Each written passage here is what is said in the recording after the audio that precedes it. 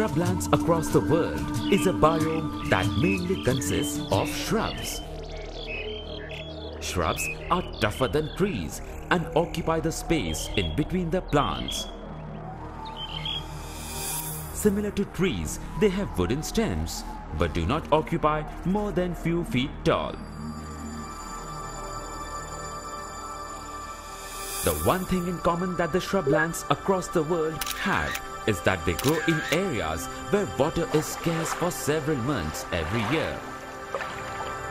The climate here may be too dry for trees to grow, but the moisture here is enough to prevent the land from converting into a desert. Shrubland has a variety of names and is also known as scrub or scrubland by many experts. In Australia, the shrubland is simply known as bush. This shrubland on California coast in North America contains variety of plants and is called chaparral. Many offshore islands and great number of coastal hills in Southern California were originally covered by chaparral. During the winter storms, the chaparral plants play an important role by holding the soil in place. But unfortunately, only 1% of the chaparral plant life remains, as the rest of the plant life have been removed by the people in favor of fruit farms and vineyards.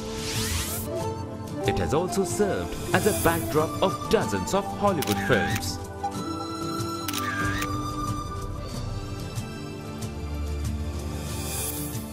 On the other side of the Atlantic Ocean and surrounding the shores of the Mediterranean, the coasts and the hillsides are embraced by shrubland.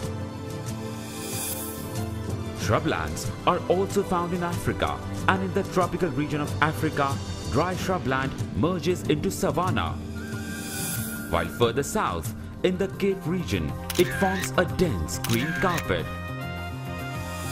This form of shrubland is called fynbos and constitutes most concentrated variety of plants on earth.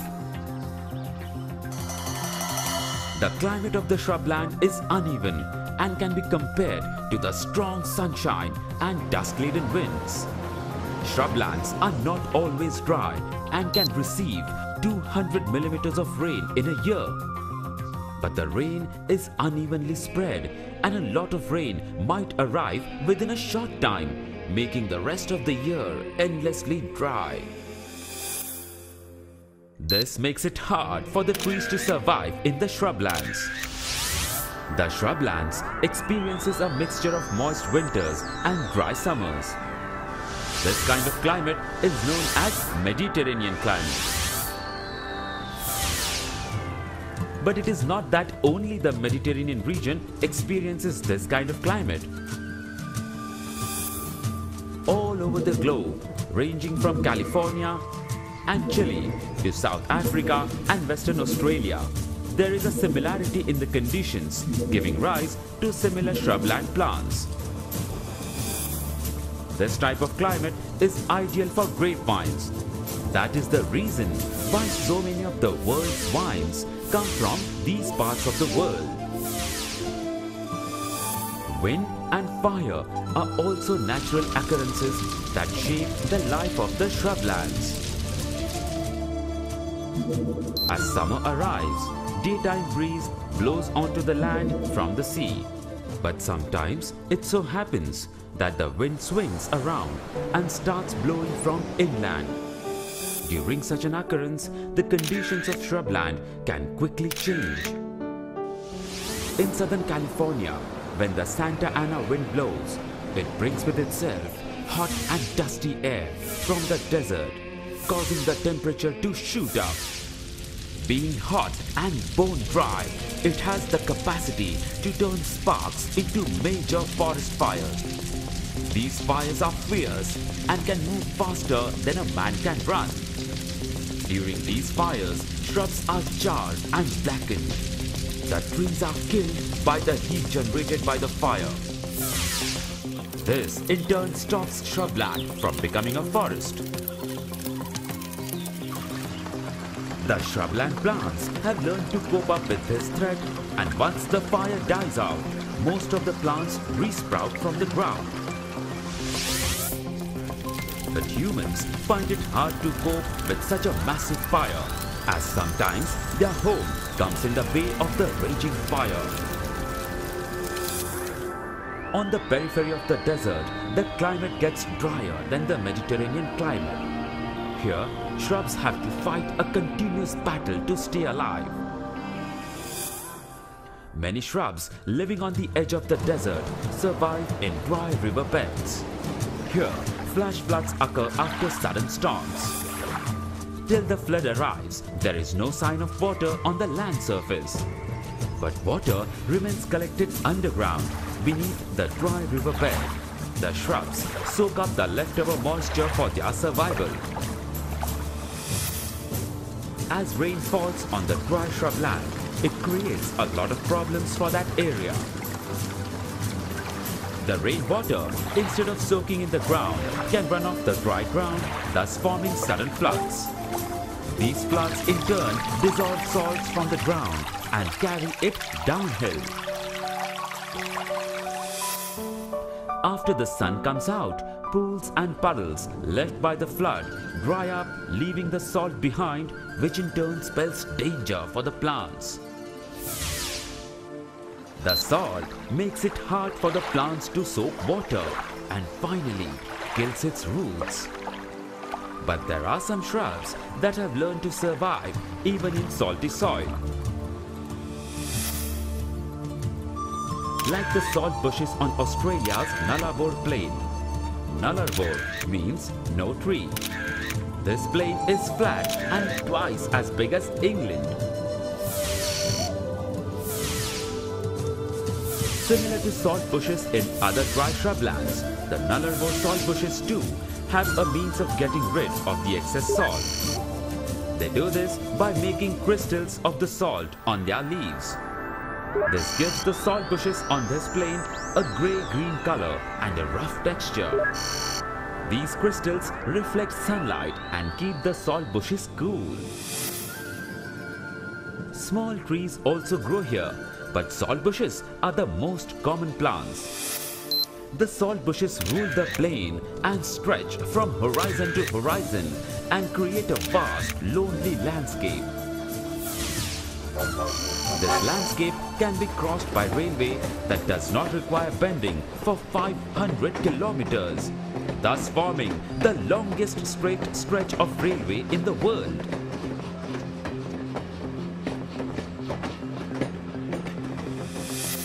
Shrublands in the tropics find themselves crowded out by other plants and trees. The reason behind this is the wet climate of the tropics. This wet climate allows forest and grassland to flourish, not giving enough space for shrubs to flourish.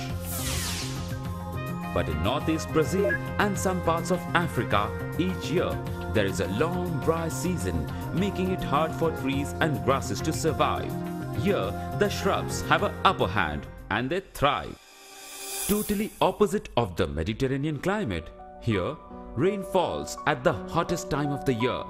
As the climate switches from wet to dry, it has a great effect on the area. During the wet season, the shrubs are so much covered with leaves that even large animals are hidden.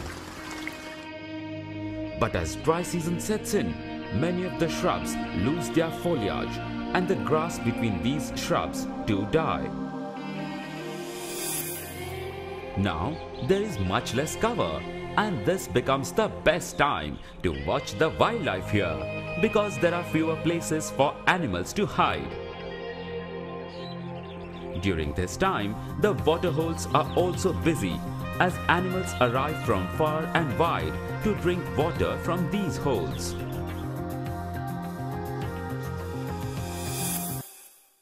The number of large plant eaters found in Africa is more than anywhere else on the earth.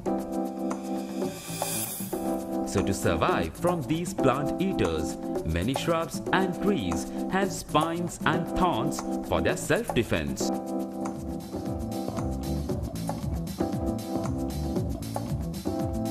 In the dry season, their branches stand out like barbed wires and anything that tangles with them can take a long time to work itself free. But there are animals like black rhino that are so tough that they can even eat these thorny shrubs.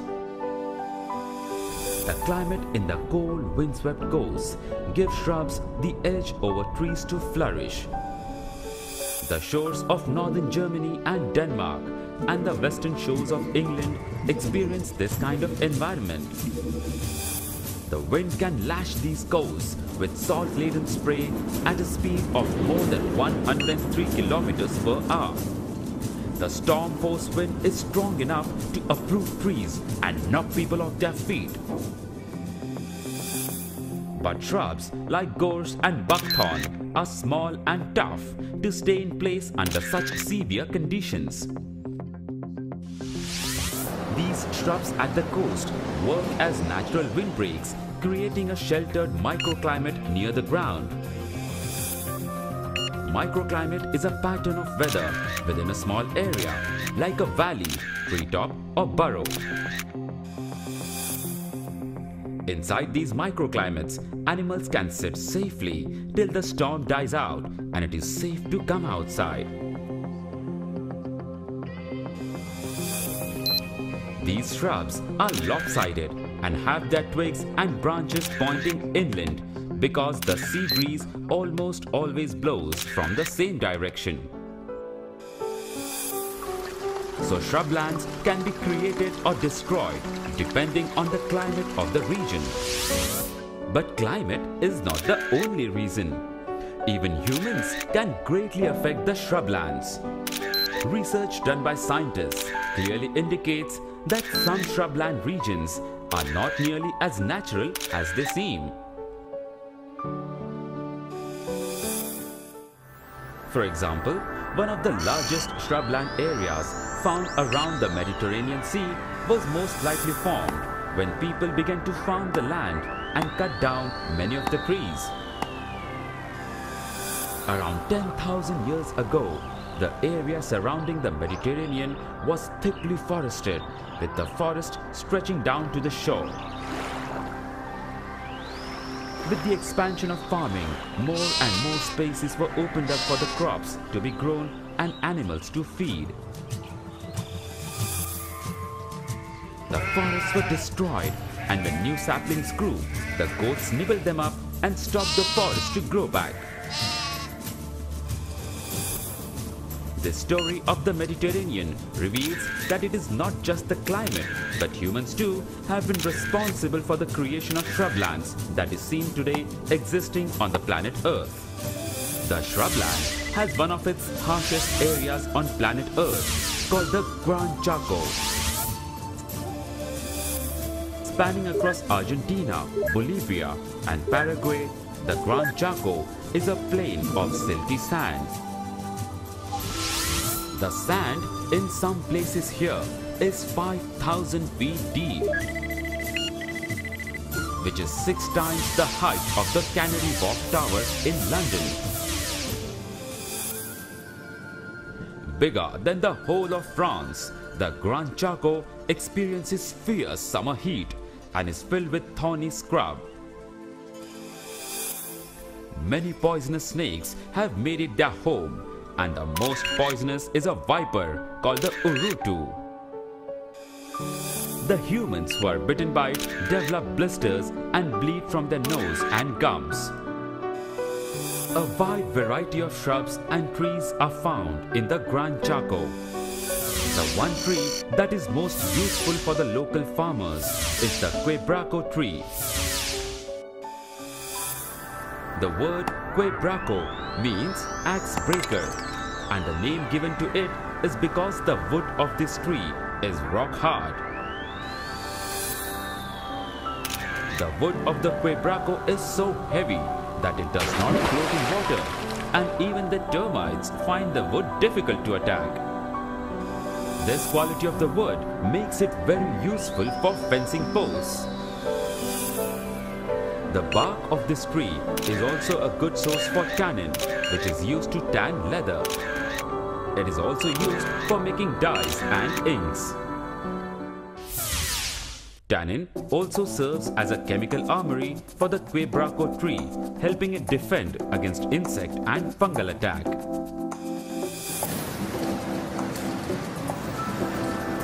Shrubs are considered to be tough customers as they have to cope up with damage that would kill many other plants.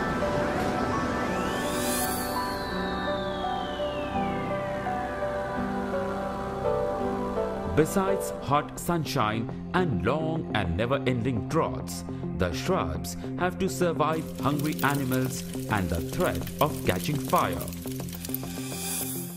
But even after being eaten, chopped down and set on fire, many of the shrubs just grow back. To witness the rebirth of shrubs from the ashes and see how they bounce back, the best place is in the interior of southern Australia. Here, MALLEE shrubland covers thousands of square kilometers. Mallees are gum trees that are small with twisted stems. They may not be the most beautiful plants, but when it comes to staying alive in harsh conditions, they surely come out as winners. The MALLEE shrub is responsible for the fire that sweeps across the forest. As a MALLEE shrub grows, it drops its dead leaves and old branches on the ground. These then mixes with the dry grasses and the hot sunshine bakes it, creating the right conditions to start a fire. Under such condition, a lightning or a discarded cigarette is all that is needed to make this fuel go up in flames.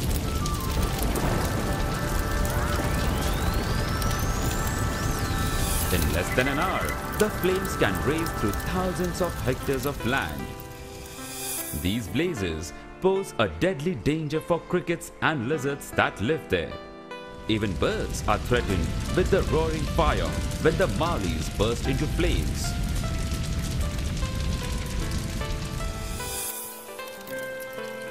After a fierce fire, it is assumed that the forest will take a long time to recover. But surprisingly enough, the shrubland stages an incredible recovery. In just weeks, the charred trunks sprout new stems and leaves. The dormant or inactive seeds that were lying buried in the ground start to sprout, turning the cleared ground between the shrubs green.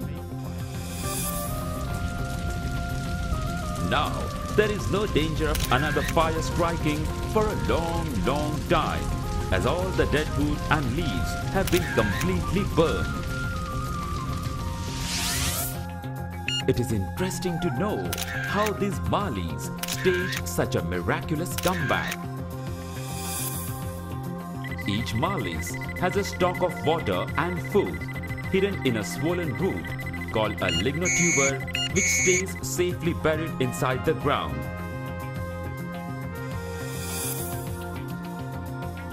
Sometimes as big as a wheelbarrow, lignotubers contain all that mallees need to get going after a disaster. Just as mallees are found only in Australia, there are many shrubland plants that are found only in one part of the world.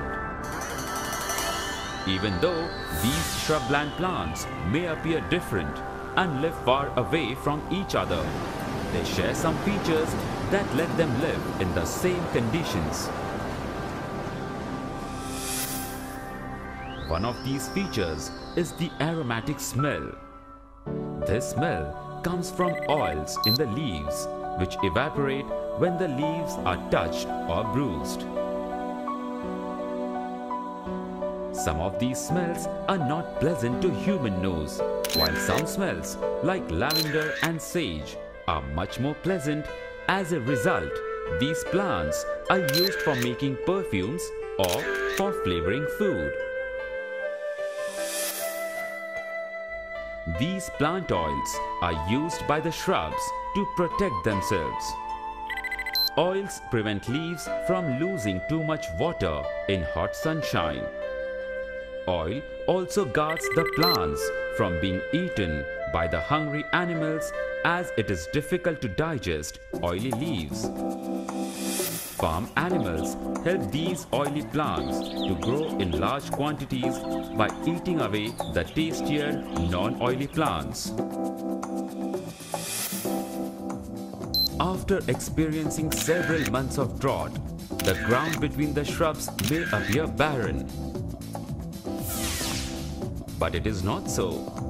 Hidden under the ground are a host of plants just waiting for the right moment to arrive so that they can sprout. These plants are the shrubland summer sleepers. These summer sleepers are plants that disappear during the hottest time of the year.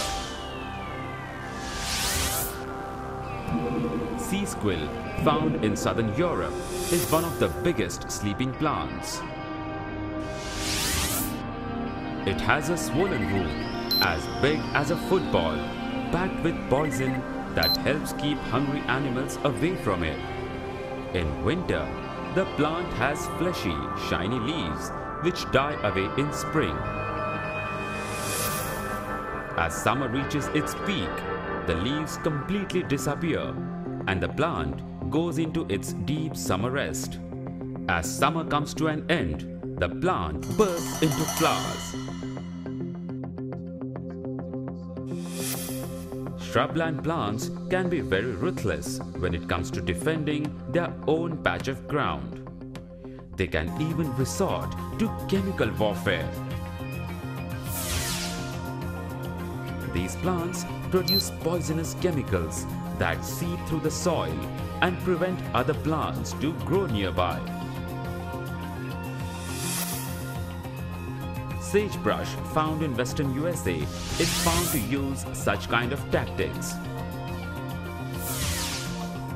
Where there are plants, there is bound to be visitors on the wing.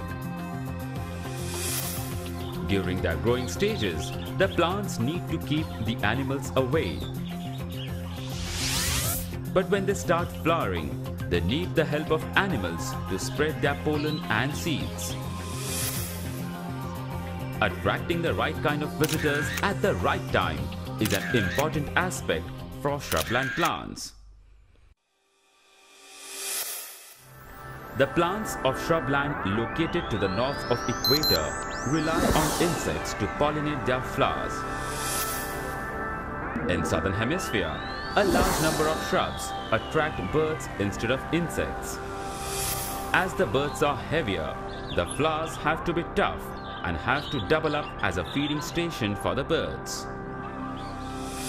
One of the most spectacular bird-pollinated plants is the king protea of South Africa. Standing 6 feet tall, it is an evergreen bush studded with flower heads shaped like giant ice cream cones and surrounded by spiky flaps. Each of the flower head is made up of several hundred mini flowers. Looking at the king protea in its full bloom presents a fabulous sight. This is the reason it has been declared South Africa's national flower. There are more than 100 varieties of proteas, and a minimum of half of these varieties use birds to spread their pollen. In Australia, thousands of kilometers to the east, the Banksia's shrub have similar flower heads and live in same manner as their South African counterpart. It is important for plants to spread their seeds in order to give them the best chance to find open space and grow. The shrubland plants also use various means to spread their seeds far and away.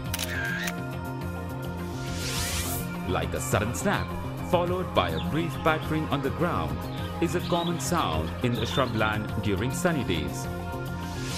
This is the noise of exploding pods. It is one of the ways used by shrubs to scatter their seeds. The pods build up tension like winding up of a spring. As sunshine dries the pod, the two sides try to twist. When the pod eventually splits open, the sides suddenly curl, hurling the seeds into the air. A big pod has the capacity to catapult seeds at a distance several meters away from the safety of the shade of the parent tree. For even longer distance, they rely on two modes, namely animals and the wind. Many shrubs have feathery seeds that can be easily blown by the wind, and many have unusual ways of using the breeze.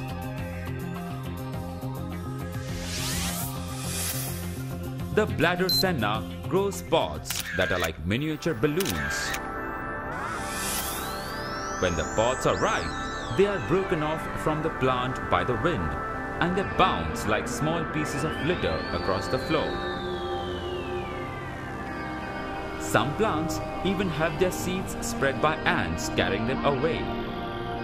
The seeds of a type of Protea called a common pagoda or ruistompy are spread by the ants.